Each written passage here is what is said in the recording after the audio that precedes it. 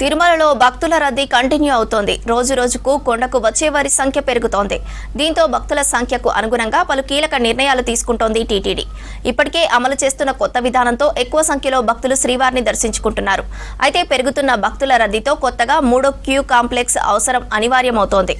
వైకుంఠం 3 నిర్మాణానికి కసరత్తు చేస్తోంది పాలక మండలి. మరో 30 ఏళ్లకు సరిపడేలా భక్తుల రద్దీకి అనుగుణంగా ప్రణాళికలు సిద్ధం చేస్తోంది టీటీడీ.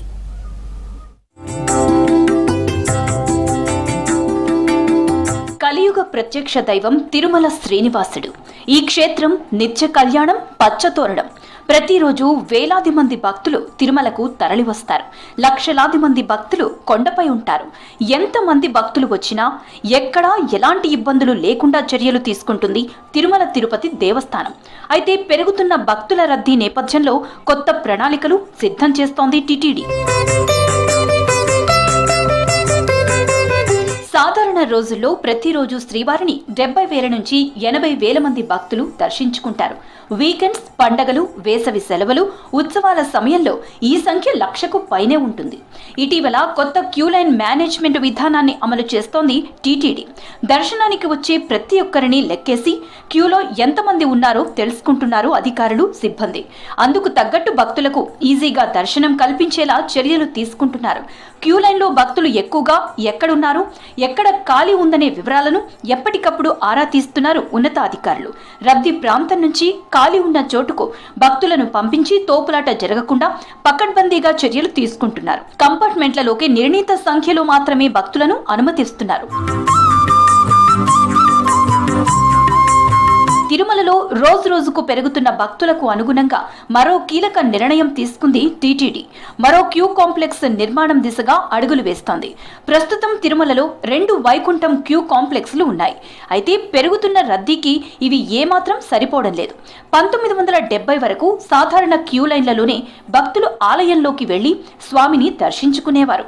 తరువాత కాలంలో రద్దీ పెరుగుతుండటంతో ఆలయం చుట్టుపక్కల వరకు క్యూ లైన్లు ఏర్పాటు చేశారు. దీంతో అప్పటి రద్దీకి తగ్గట్టు 1983లో వైకుంఠం క్యూ కాంప్లెక్స్ 1 నిర్మించారు. 14,000 మంది భక్తులు అందులో వేచి ఉండేలా దీనిని నిర్మించారు.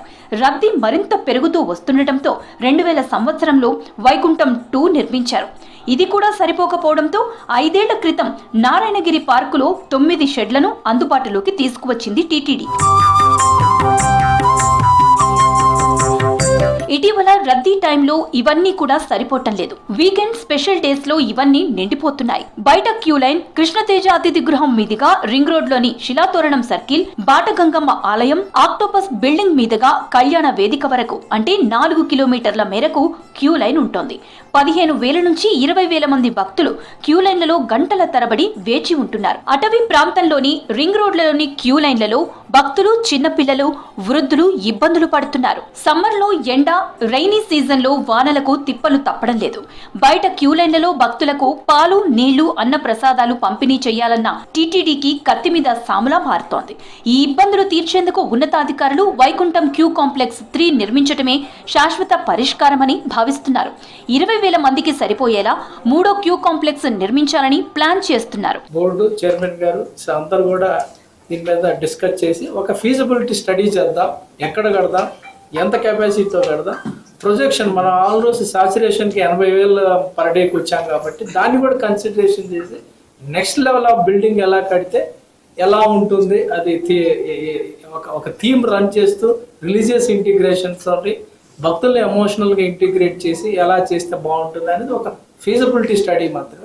ఫర్దర్గా మళ్ళీ board will decide it whether we should go ahead with the proposal or not.